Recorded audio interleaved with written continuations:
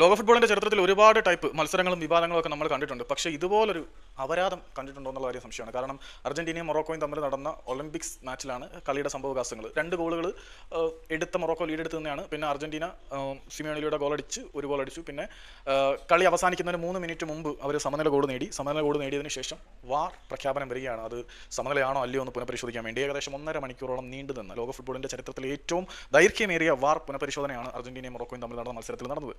എല്ലാത്തിനും ശേഷം ഇതിനിടയിൽ ഒരുപാട് സംഭവവികാസങ്ങൾ നടക്കുന്നുണ്ട്. മൊറോക്കൻ ആരാധകർ അർജന്റീന താരങ്ങൾക്ക് നേരെ പടക്കം കത്തിച്ചെറിയുന്നു, ഗ്രൗണ്ടിൽ ഇറങ്ങുന്നു, അടിപിടി, അങ്ങനെ പ്രശ്നങ്ങൾ വളരെ ഗുരുതരമായിട്ട് മുന്നോട്ട് പോയി. ഈ വാർ പുനഃപരിശോധന ഏകദേശം 1.5 മണിക്കൂറോളം നീണ്ടുപോകുന്നു. ഇതിനിടയിൽ അർജന്റീന സമനില ഗോൾ നേടിയതിന്റെ പേരിൽ ആഘോഷവും കാര്യങ്ങളൊക്കെ തുടങ്ങിയായിരുന്നു.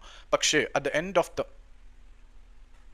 ടൈം സംഭവം വന്നതെന്ന് വെച്ചാൽ അത് ഓഫ് സൈഡ് ആണ്. ഗോൾ ഡിസലോ ചെയ്യപ്പെട്ടു. അങ്ങനെ അർജന്റീന പരാജയപ്പെടുകയും ചെയ്തു. ഇതിനുശേഷം അർജന്റീനയുടെ യുവ ടീമിന്റെ പരിശീലകനായിട്ടുള്ള ഹാവിയർ മഷ്റാന പറഞ്ഞത്, ഞാൻ ഇത്രയും വലിയൊരു സർക്കസ് എൻ്റെ ഫുട്ബോൾ കരിയറിൽ ഇതുവരെ കണ്ടിട്ടുള്ളതാണ്. സത്യം ആരായാലും കുരുവട്ടി പണ്ടാരടങ്ങുന്ന അവസ്ഥയാണ്.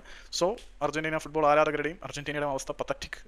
സമനില ആഘോഷിച്ചു, പക്ഷേ അവസാനം പരാജയത്തിന്റെ കയ്പുനീര് കുടിക്കേണ്ടി വന്നു. അതും 1.5 മണിക്കൂറിന്റെ കാത്തിരിപ്പിന് ശേഷം. മൊറോക്കോയുടെ ആരാധകർക്ക് സന്തോഷത്തിന്റെ നിമിഷവും.